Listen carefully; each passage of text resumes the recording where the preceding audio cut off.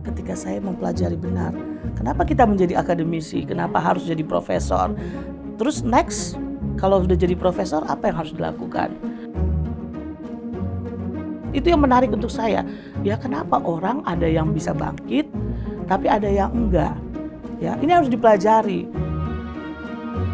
untuk mengembangkan pendidikan yang tadi tidak hanya membangun knowledge, kognitif, tapi hati, ya emosional, mental dan seterusnya.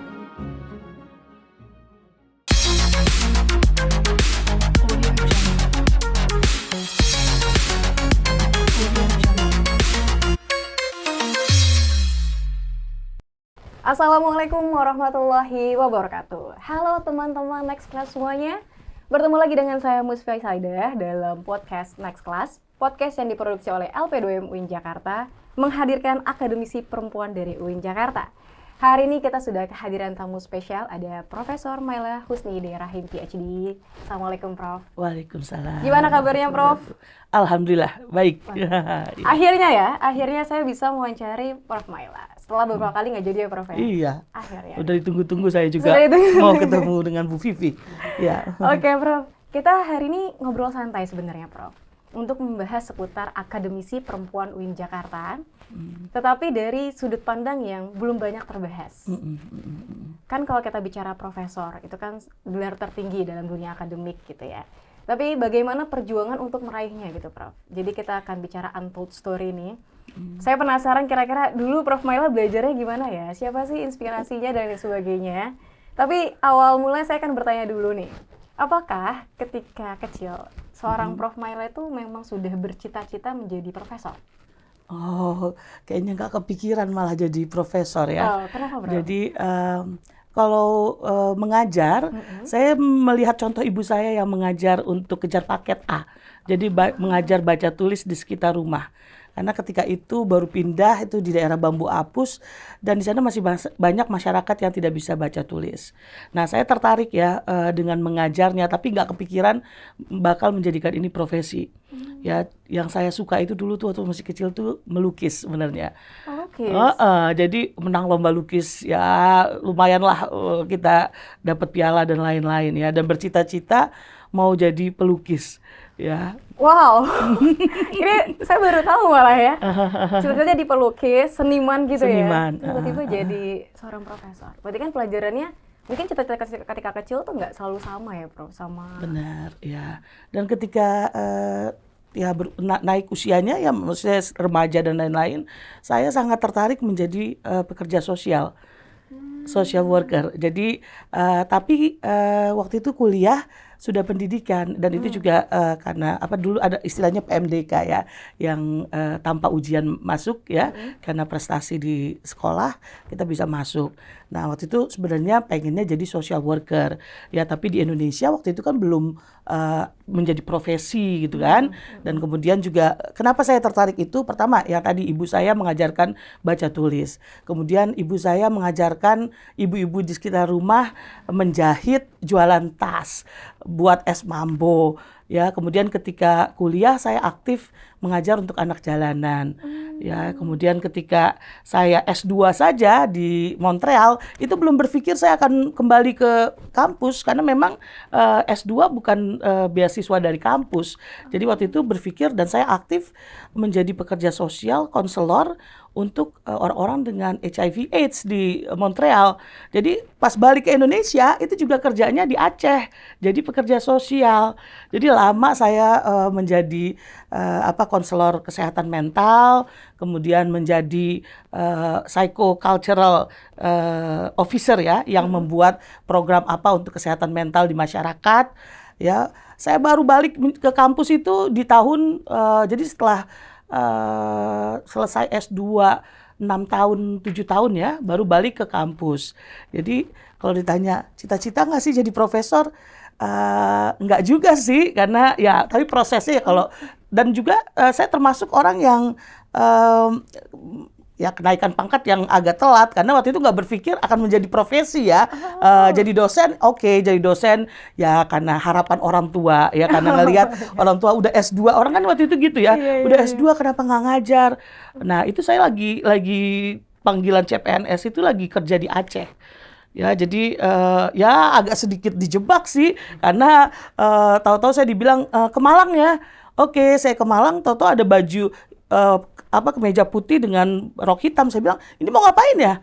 Tes CPNS besok." Wah, ini saya baru tahu, ini menarik banget. Iya. Berarti waktu di Aceh itu momennya ketika setelah pasca tsunami. pasca tsunami. Berarti pasca membantu tsunami. para korban bisa kembalikan mental mereka gitu. Mental health, ya. Ini menarik banget. Jadi sudut pandang teoretikalnya ada, Iya. praktikalnya juga banyak karena sudah banyak terjun ke masyarakat gitu ya, Prof. Iya, jadi termasuk waktu itu mendirikan sekolah tenda, mengajar untuk anak-anak di sekolah darurat, ya, mendampingi perempuan ya untuk bangkit dan memiliki usaha, ya. Jadi seperti itu.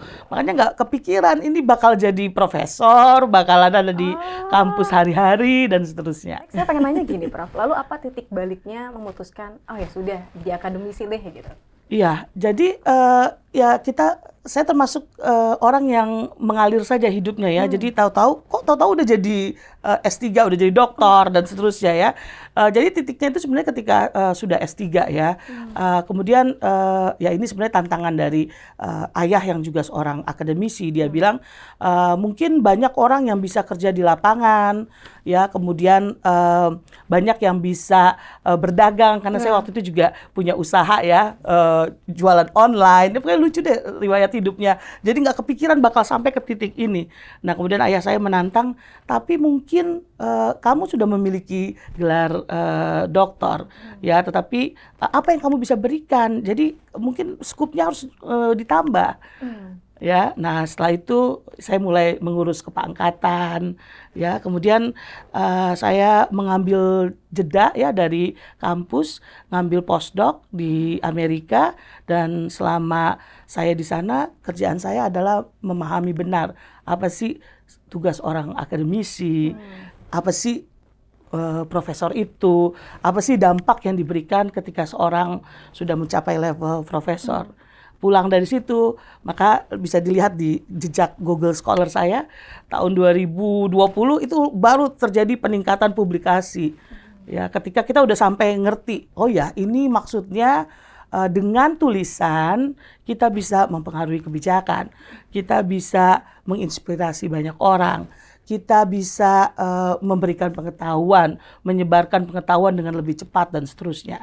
Nah baru itulah dikejar kenapa bisa jadi profesor. Wah, ngomong-ngomongin riset, ayo udah nyebut Google Scholar juga. Jadi waktu itu saya pernah ikut salah satu workshopnya Prof. Maila juga nih, tentang penulisan. Jadi kalau teman-teman ikutin ya, tulisan-tulisan beliau tuh benar termasuk yang cepat ya Prof ya. Terus Prof Maila juga termasuk dari 2% scientist worldwide gitu kan.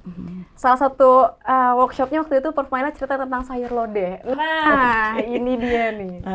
Boleh diceritain Prof, itu kok bisa dari inspirasi sayur lodeh jadi sebuah Scopus Q1 loh? Iya, jadi ini juga membawa kita, peran kita sebagai ibu perempuan. Ya, kita banyak dibatasi gerakannya mungkin ya. Kebetulan waktu itu anak saya juga masih SD ya, kelas 6 SD. Jadi kalau ngelihat itu juga laju publikasi saya itu sangat tergantung ya ketika itu anak saya sedang apa dan lain-lain ya. Jadi melompat itu ketika anak saya sudah SMP yang sudah bisa saya lebih banyak waktu untuk lain-lain. Jadi memang perempuan itu harus bisa mengatur strategi supaya perannya sebagai ibu, sebagai ilmuwan ya, kemudian juga di masyarakat bisa saling support. Nah, tentang sayur lodeh itu ini bisa dibilang adalah kerjasama sekeluarga.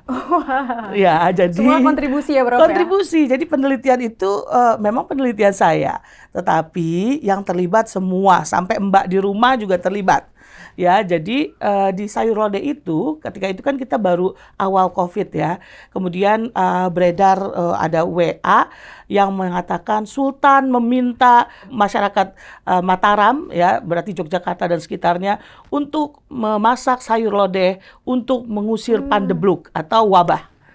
Nah, saya tertarik kan, sayur lodeh, kenapa sayur lodeh?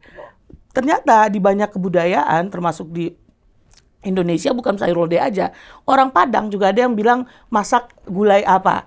Ya, dan di India itu sampai ada makanan-makanan tertentu dan mohon maaf sampai ada air seni sapi dan seterusnya. Saya pikir ini menarik banget. Tapi kenapa sayur lodeh? Dan kemudian dikatakan sayur lodeh 7 rupa.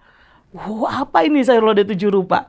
Dikasih tahu ya, yang rata-rata saya tahu ya, misalnya kayak daun melinjo tahu, kemudian labu tahu, kacang panjang tahu, tapi yang nggak tahu keluih.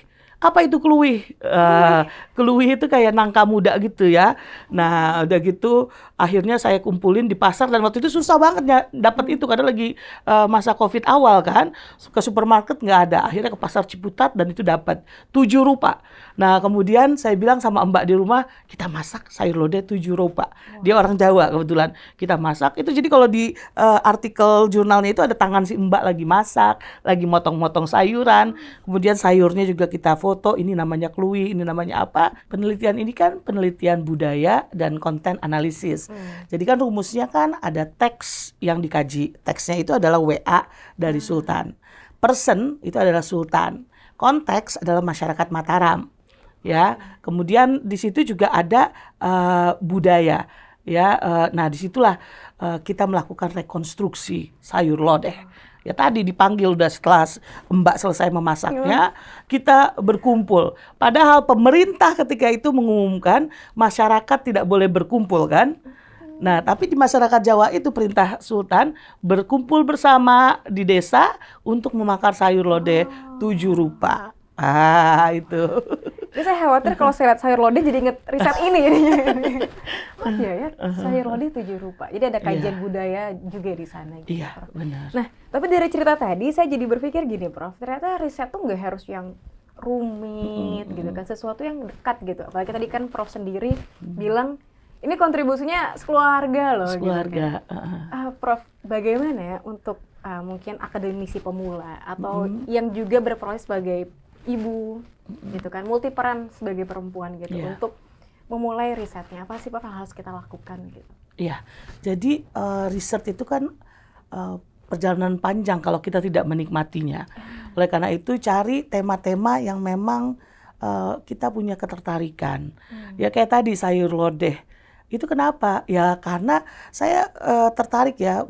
Dan ada ternyata jurnal namanya Ethnic Food. Jadi beberapa kali saya baca jurnal itu, kemudian saya lihat ini setiap makanan itu sebenarnya ada filosofinya ya. Oh berarti bisa. Nah kemudian kembali lagi tadi, waktu itu zaman lockdown. Kemudian juga kita berpikir apa ya yang bisa kita lakukan. Kemudian sebagai ibu ya sambil ngajar anak juga banyak hal ya, pelajarannya juga saya ngerasa ketika dia diikut sertakan itu sebenarnya membangun ketertarikan tentang pengetahuan ya, karena kan kita selalu berpikir kalau saintis itu mereka yang ada di laboratorium. Oh ternyata ibu saya juga saintis ya, dia meneliti di dapur ya dan seterusnya. Nah tadi kalau pertanyaannya Bu Vivi, iya benar banget. Jadi jangan jadiin halangan ya. Maksudnya kalau kita tidak bisa ke lapangan, kita sebenarnya bisa menjadikan rumah, lingkungan rumah ya sebagai sumber riset kita. Betul. Nah itu. Karena jadi laboratoriumnya besar ya Prof. Besar. Nggak cuma di lab gitu, tapi benar manusia dan segala isinya. Gitu. Benar, ya. Nah, salah satu riset Prof Maila juga yang diikuti nih. Teman-teman coba deh cek di Google Scholar-nya gitu. Banyak banget nih Prof Maila risetnya tentang resiliensi, Prof. Iya. Kadang kan di era digital gitu. Kalau istilah zaman sekarang indis ekonomi gitu kan. Itu kan banyak sekali distraksi, Prof. Iya, benar. Bagaimana sih sebenarnya dari sudut pandang riset itu sendiri supaya kita tetap resilience dengan hidup kita, dengan apa yang kita jalani? Ya, jadi ini sebenarnya ya resiliensi itu yang saya tekuni ketika saya bekerja menjadi konselor kesehatan mental.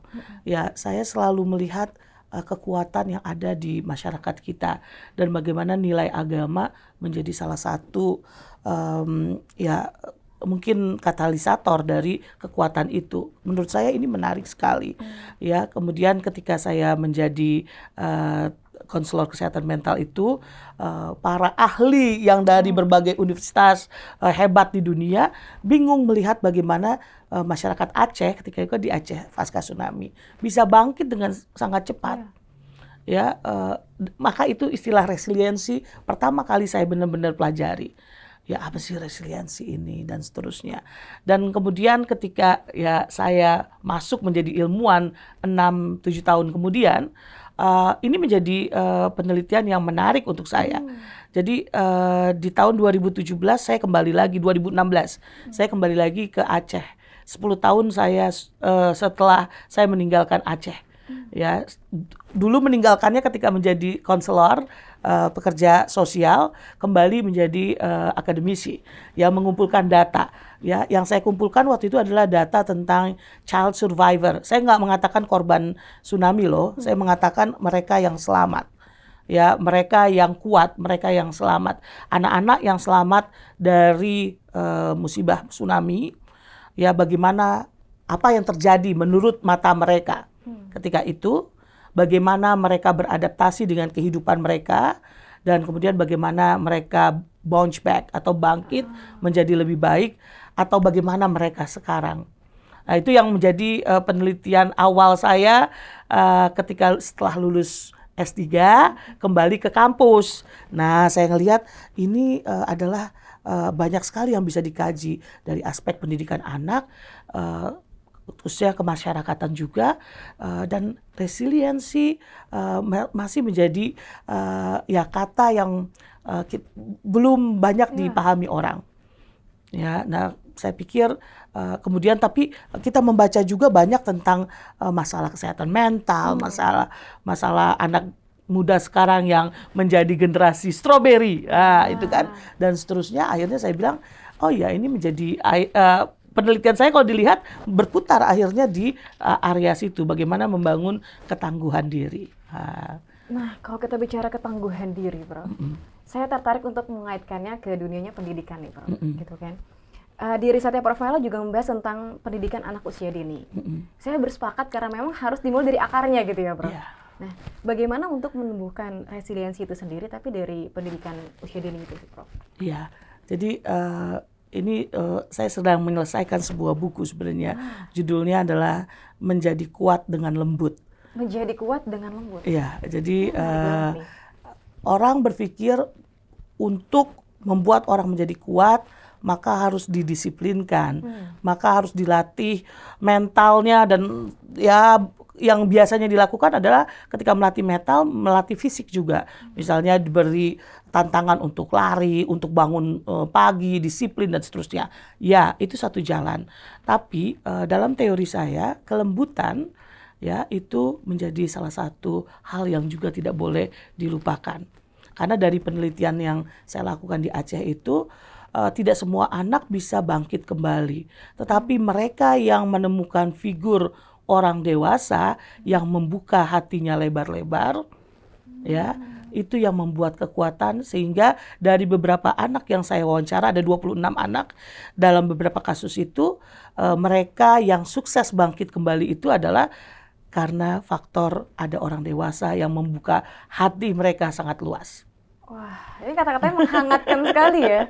Saya benar-benar ya, untuk kita bikin kuat itu memang dengan kelembutan gitu ya, Prof. Kan mungkin sekarang terlalu banyak yang mendistraksi, yang mengganggu, atau mungkin kata-kata kasar yang terlalu banyak didengar juga gitu ya, Prof. Nah, Prof, salah satu hal yang juga saya kagumi dari sosok Prof Maela adalah melakukan riset tapi tidak sendirian gitu kan. Kalau kata pepatah, if you wanna go fast, go alone, if you wanna go far, go together gitu kan, Prof. Artinya saya sangat terharu dan apresiasi ketika kemarin Prof mengajak banyak sekali akademisi untuk menulis bersama dalam sebuah book chapter gitu. Prof, book chapter yang menurut saya ini luar biasa ya, Prof, diterbitkan oleh publisher internasional Thaler & Francis. Boleh diceritakan, Prof, awal mulanya gimana, motivasi terbesarnya apa? Saya pasti tahu sih untuk UIN Jakarta pastinya, Prof. Tapi dari story-nya pasti panjang nih, Prof. Bisa membawa publisher terkenal masuk ke UIN Jakarta. Silakan, Prof. Kembali lagi tadi ketika saya mempelajari benar, kenapa kita menjadi akademisi, kenapa harus jadi profesor.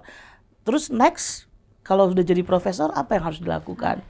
Jadi ada tanggung jawab yang luar biasa ketika jadi profesor. Salah satunya adalah ya tadi untuk mengajak atau membangun komunitas. Ya, karena kan udah dianggap kalau misalnya gelar profesor itu adalah principal investigator.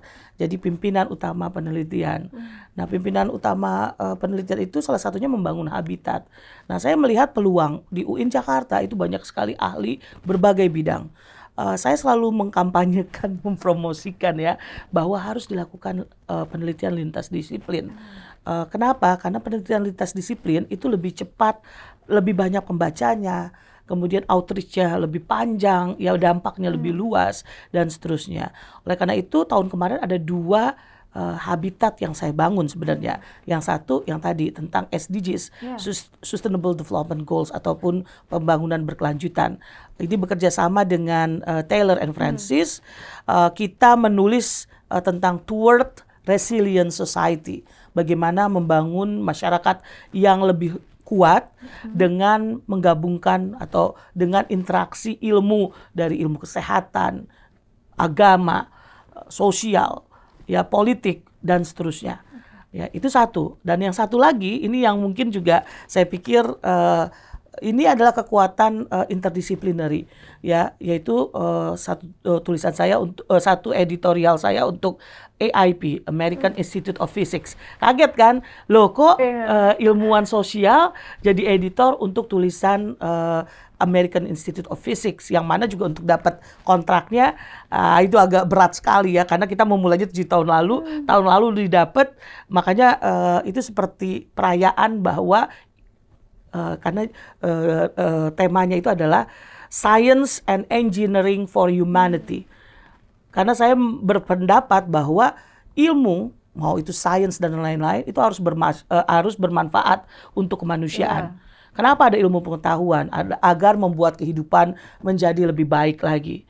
Nah, di situ juga diskusi jadi kalau yang Sustainable Development Goals yang Taylor Francis itu bicara lintas ilmu untuk membangun masyarakat yang lebih kuat. Yang ini bagaimana ilmu science yang natural science, hard science, fisika, coba bayangin matematika bicara tentang kemanusiaan. Nah, itu yang publisher akhirnya memberikan kartu. Oke, kamu bisa menjadi editor tahun ini. Karena saya kemas, ini adalah forum diskusi ilmuwan dunia ya tentang kemanusiaan. Ya, jadi kita harus membawa dan membuka pintu juga untuk semua ilmuwan ya, bahwa jangan hanya berpikir pengetahuan yang dibangun hanya untuk laboratorium, hanya untuk publikasi, hanya untuk kemajuan ilmu pengetahuan. Tapi jangan lupa, kenapa ilmu pengetahuan harus maju? Karena harus membuat kehidupan menjadi lebih mudah, lebih bermakna, lebih nyaman, dan seterusnya. Makanya dibuat tadi Science and Engineering for Humanity. Ini menarik ya, nanti dipotong ya buat jadi di TikTok ya. Karena bagus sekali tadi statementnya. Karena menurut saya benar, Prof. Ketika kita menulis bukan hanya untuk pemenuhan BKD, hanya sekedar menulis jurnal koleksi, tapi bagaimana impact-nya gitu ya ke masyarakat. Nah, balik lagi karena termasuk yang cukup mengikuti papernya Prof. Maila ya. Nah, salah satunya juga beliau terkenal dengan istilah growth mindset. Nah, saya penasaran mau tanya gini, Prof. Apa korelasinya antara resiliensi dan growth mindset itu sendiri? Ya, jadi banyak upaya yang harus dilakukan untuk membuat anak muda kita ataupun diri kita menjadi resilient, menjadi kuat, bisa menemukan kekuatan dalam diri jika dalam masa sulit, bisa beradaptasi menggunakan apa yang ada di sekitarnya dan di dalam dirinya, dan yang ketiga itu bangkit kan. Nah, bangkit itu jangan diartikan hanya bangun saja, tetapi sesungguhnya ini adalah berjalan dari satu titik ke titik yang lebih baik. Nah, growth mindset itu menjadi salah satu caranya. Karena ketika mentalitas kita berkata, aku dapat musibah, aduh Tuhan kenapa saya? Ya, kemudian mungkin kita berkata, ya Allah kok saya lagi? Ya, kemudian masalah ini terlalu besar untuk saya dan seterusnya. Growth mindset, dia melihat sebuah masalah dan mencari cara menyelesaikannya. Kemudian berpikir untuk bahwa ada kesempatan berikutnya. Nah, kebanyakan dari kita juga kalau misalnya diberi tantangan, kita akan berpikir, ini dan seterusnya ya. Kemudian juga berpikir tentang hasilnya saja dan lain-lain. Ini juga sebenarnya diinspirasi dari penelitian saya. Ya, jadi ketika saya mewawancarai anak-anak Aceh itu, salah satu yang menarik sebutlah N ya, perempuan. Ya, dia itu tinggal dengan ibunya, bapaknya itu bekerja di luar kota.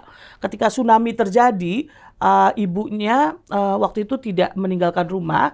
Kenapa? Karena ada beberapa orang yang waktu itu stay di rumah dan dia mengaji dan seterusnya. Tapi N, ketika orang berteriak air naik, yang pertama dia udah ngajak ibunya, tapi ibunya nggak keluar. Kemudian ketika teriakan air naik yang kedua, dia lari sangat kencang dan kemudian dia ya terbawa air dan tapi mendarat di agak naik ke atas. Dia selamat, ibunya enggak, neneknya enggak. Perempuan-perempuan yang ada bersama dia selama itu tidak ada. Kemudian ayahnya kembali ke Aceh merawat dia, ya. Kemudian juga dia dapat musibah lagi. Ternyata dia kena penyakit kanker. Dan dia bilang, kenapa saya? Ya, ini yang saya bilang. Tapi dia menemukan satu sosok yang menginspirasinya, dokter yang merawatnya, yang memotivasi dia, dan menemukan orang dewasa yang bisa mensupport emosionalnya. Nah, sekarang dia itu udah waktu 3 tahun lalu saya mengontaknya, dia mahasiswa kedokteran ya. Dan sekarang pasti sudah lulus ya. Jadi ketika musibah itu terjadi dia masih usia 9 tahun. Ya, ketika saya wawancara 13 tahun kemudian dia udah kuliah. Ya, dan ketika saya temui lagi itu ya kalau sekarang sudah menjadi dokter, tapi saya sudah lulus kontak. Dan itu yang menarik untuk saya. Ya, kenapa orang ada yang bisa bangkit, tapi ada yang enggak. Ya, ini harus dipelajari. Karena masyarakat kita kan kompleks dan masalah bencana alam, kemiskinan, ya, dan cobaan-cobaan hidup lainnya. Dan juga kemarin COVID sebenarnya mengajarkan, ya, kenapa ada orang yang bisa survive, ada orang yang bisa bangkit kembali, tetapi tidak. Ada juga yang tidak. Ya, kalau kita kembali lagi ke teori-teori tadi growth mindset, ya, Ann Masten mengatakan bahwa menjadi kuat, ya, growth mindset dan seterusnya, itu sebenarnya adalah ordinary magic. Itu bisa saja semua orang. Ini bukan mukjizat para nabi. Nah, itu yang saya terus gali dan saya mempercayai ini ada aspek budaya, ya, ada aspek sosial yang mempengaruhi. Jadi nggak bisa ilmu yang mungkin kita baca dari teori-teori Barat bisa diartikan di sini, ya. Yang menjadi temuan ya memang salah satunya bagaimana agama menjadi resource. Kemudian kalau peran sosial yang tadi saya sebutkan, ada orang dewasa yang membuka hati seluas-luasnya, itu juga menjadi penting. Nah, itu yang terus saya kaji. Jadi sekarang ini saya lagi penelitian, ya, salah satunya memutari desa-desa ya. Jadi ini besok sudah berapa Jumat, desa nih, Bro? Baru dari kemarin memulainya dari Jogja, kemudian kita ke Boyolali, Purworejo, ke Solo.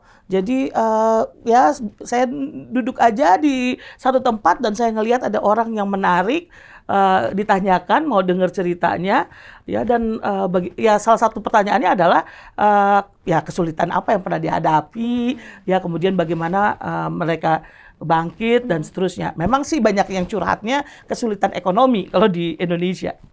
Kesulitan ekonomi? Iya, kesulitan ekonomi, tapi mekanisme untuk bangkitnya itu macam-macam loh. Jadi saya pikir ini menarik loh, dan ya tadi belum bisa saya simpulkan ya karena penelitiannya masih ongoing. Jalan, ya. Bener ya, Iya. Bro, mekanisme orang buat survive itu beda-beda gitu. Iya. Tapi kalau kita kaitin ke dunia pendidikan lagi nih, Prof. Saya pernah mendapatkan chat dari mahasiswa yang izin. Dia bilang saya izin karena tidak sehat secara psikologis gitu, Prof. Jadi artinya, oh, zaman dulu mungkin kalau izin ke dosen atau pengajar bilangnya sakit secara fisik. Iya. Tapi sekarang izinnya sakit secara psikologis. Nah, pertanyaannya, Prof, bicara tentang mental health atau mekanisme pertahanan diri orang yang berbeda-beda gitu. Dalam dunia pendidikan sebenarnya harusnya seperti apa sih, Prof? Iya, dan sekolah semestinya nggak menjadi center of knowledge. Betul. Ini harus terintegrasi dengan masyarakat dan menjawab kebutuhan masyarakat. Jadi bukan sekedar menyiapkan tenaga kerja ya untuk industri dan lain-lain. Tetapi tadi ya sekolah menjadi tempat untuk mengembangkan kearifan spiritual, empati. Ya, kemudian apalagi? Ya, menyadari diri ya dan seterusnya. Yang tadi saya lanjutkan tentang bagaimana menjadi kuat dengan lembut. Dari usia dini. Kita biasa mempersiapkan anak yang mandiri. Tetapi kita kurang memberi kesempatan anak untuk menyayangi dirinya. Merasa bahwa ada guru yang mendengarkannya. Ya, dan keterampilan-keterampilan lainnya yang sebenarnya sangat feminin. Nah, ini yang harus dikembangkan. Kenapa? Ya, pendidikan kita itu sangat maskulin ya, targetnya. Ya, karena tadi untuk membangun empati itu kan ada ilmu bagaimana memberi kasih sayang. Ya kan? Bagaimana sih ngerespon tadi WA dari mahasiswa? Saya tidak sehat mental. Ya, apa yang harus direspon oleh dosen? Ya, dan seterusnya. Jadi saya meyakini fase usia dini menjadi fase yang sangat penting. Dan juga untuk mengembangkan pendidikan yang tadi tidak hanya membangun knowledge, kognitif, tapi hati, ya emosional, mental, dan seterusnya. Nah, Prof tadi kan juga sempat menyinggung istilah, inilah di sini pentingnya agama gitu ya. Nah, menurut Prof Maila sendiri, gimana korelasi antara pendidikan, terutama pendidikan anak usia dini gitu, agama, dan akhirnya berbuah menjadi tadi kemampuan untuk resiliensi itu sendiri? Ya, ini ada satu yang mungkin dalam perjalanan karir saya itu menguatkan bahwa menjadi diri sendiri ketika menjadi peneliti adalah penting. Di satu tulisan saya yang berjudul Remaining Motivated, ya, maksudnya itu tetap termotivasi ketika dalam kesulitan. Ya, itu sebenarnya refleksi mahasiswa-mahasiswa ketika masa COVID ya. Dan itu terbit di jurnal namanya Children and Youth Service Review. Kebetulan ada seorang profesor ya, dan dia waktu itu dekan di sebuah kampus di Jerman membaca tulisan itu. Dan dia tertarik dengan pernyataan saya yang memotivasi mahasiswa untuk belajar. Ketika itu salah satunya adalah kepercayaan bahwa belajar itu adalah bagian dari ibadah. Jadi ketika kampus tutup, ditanyakan sama saya kan, kenapa kamu tetap belajar? Dan itu repeated jawabannya adalah belajar itu bagian dari ibadah.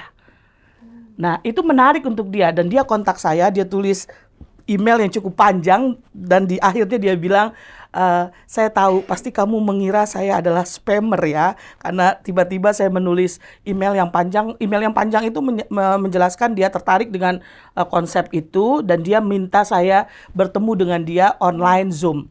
Ya, kemudian dia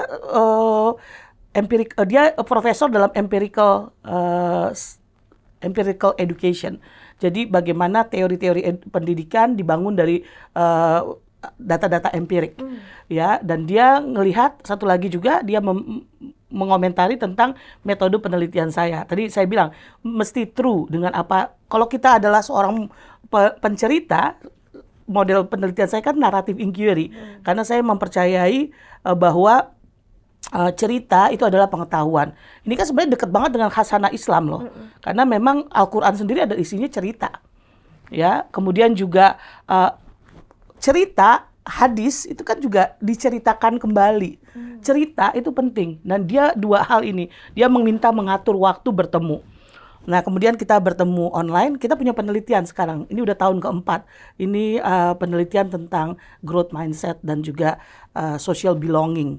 Ya, bagaimana social belonging dengan growth mindset kita compare di Jerman, di Indonesia, kemudian kita dengan satu di Amerika dan satu lagi di Uni Emirat Arab. Ya, ini publikasinya akan terbit sebentar lagi, satu publikasi pertama. Jadi orang Jerman itu penelitian 4 tahun baru mempublikasikan satu. Ya, nah kemudian yang menarik juga yang saya bilang tadi, ini khasanah Islam loh. Dan dia bilang, saya belum pernah membaca tentang ini loh. Nah, kita di Zoom itu kita cerita, ya akhirnya saya diundang untuk ngajarin tentang itu untuk mahasiswa S3 dia ke bidang psikologi, ya tentang pertama tentang menggunakan data dari cerita, yang satu lagi tentang konsep bahwa ada orang yang mempercayai belajar itu adalah bagian dari ibadah. Nah, saya bilang, oh ini tuh sebenarnya satu yang bisa dimasukkan ke dalam teori motivasi. Karena kan teori motivasi sekarang kan bilang tentang intrinsik dengan ekstrinsik. Coba sekarang, kalau meyakini bahwa bahwa belajar itu bagian dari ibadah, itu intrinsik atau ekstrinsik? Ya, itu keduanya loh. Pertama, ketika ini menjadi keimanan, keyakinan, itu udah intrinsik kan. Tapi ada juga yang itu harus karena kita selama ini memang diajarkan, ya ayo belajar yang rajin, ini bagian dari kita berjuang gitu kan. Makanya ada disebut sebagai jihad. Ya, belajar itu salah satu dari jihad. Itu kan salah satu cara berjuang. Berarti kan itu ada faktor ekstrinsik yang membuat kita percaya juga. Ya, jadi nah ini yang teori-teori pendidikan, teori-teori psikologi, ini yang makanya meneruskan saya dengan profesor ini. Profesor ini nanti datang di bulan Oktober jadi tamu UIN Jakarta. Ya, jadi perjalanan kami untuk melakukan diskusi secara kontinu tentang banyaknya teori-teori psikologi, teori-teori pendidikan yang sebenarnya menggunakan sampel hanya masyarakat dari, biasanya kalau sampel psikologi itu adalah kampus di negara-negara yang maju, ya industrialis, tapi bukan dari masyarakat Indonesia, masyarakat yang kita coba cermati juga di Filipina dan lain-lain. Nah, oleh karena ini kita mau bicara tentang social belonging, tentang growth mindset dari lintas negara. Nanti di publikasi yang mau terbit ini kita bicara tentang bagaimana peran sosial atau lingkungan, ya orang-orang di sekitar tentang dengan motivasi belajar mahasiswa. Karena ternyata datanya itu beda sekali antara data Jerman dengan data Indonesia. Nah, jadi saya pikir, oh ya, saya otentik ya, sehingga orang menemukan. Karena kalau saya menulis teori intrinsik, ekstrinsik aja mungkin nggak ada yang ngontak saya. Nah, ini karena saya bicara tentang, oh ya, kita nggak bisa berhenti hanya melabel ini intrinsik, ekstrinsik. Tapi ada banyak alasan yang sangat kultural, sangat agama, keimanan, dan seterusnya. Itu yang menjadi tulisan. Saya penasaran nih nanti hasilnya nih, Prof. Banyak banget nih yang saya dapetin hari dari hasil ngobrol sama Prof. Mungkin teman-teman next class di rumah juga kayak gitu. Nah, last question nih, Prof. Sebagai seorang perempuan, ibu juga, pendidik juga, peneliti juga, banyak sekali peran yang dijalankan oleh seorang Prof. Maila gitu. Pesan Prof untuk teman-teman next class yang nonton hari ini apa nih, Prof? Iya, jadi jangan takut, ya terus gali potensi diri. Kemudian tadi, terus mainkan peranan. Jadi jangan puas, oke, saya adalah ibu, ya saya harus membesarkan anak. Saya membuktikan, sambil membesarkan anak, kita bisa meneliti loh. Ya tadi sayur lodeh, itu kan sambil membesarkan anak. Ya, sambil mengerjakan tugas sebagai istri, ya di rumah tangga, kita bisa tetap berkarir loh. Ya, ini banyak sekali diskusi yang harus dilakukan. Ya, kita kita perlu saling sesama perempuan untuk saling support ya. Karena memang jumlah perempuan yang berada di puncak karir akademik ataupun karir keilmuan itu dibanding laki-laki masih sangat rendah. Nah, ini kan perlu ya tadi keinginan, kemampuan membagi waktu. Ya, kemudian penyadaran peran ganda, triple dan seterusnya. Ya, tapi yang paling penting juga adalah kemampuan membagi waktu. Itu juga yang nggak boleh dilupakan. Kemampuan membagi waktu. Terus tadi statement awalnya kita bisa loh. Jadi sebenarnya dengan berbagai peran yang melekat di kita bisa melakukan itu semua gitu ya, Prof. Terima kasih banyak Prof Maila. Sama-sama. Teman-teman Next Class di rumah, terima kasih telah menyaksikan episode pada hari ini. Dan jangan lupa untuk subscribe dan like, komen di YouTube-nya LP Domi Jakarta. Dan terima kasih banyak. Wassalamualaikum warahmatullahi wabarakatuh.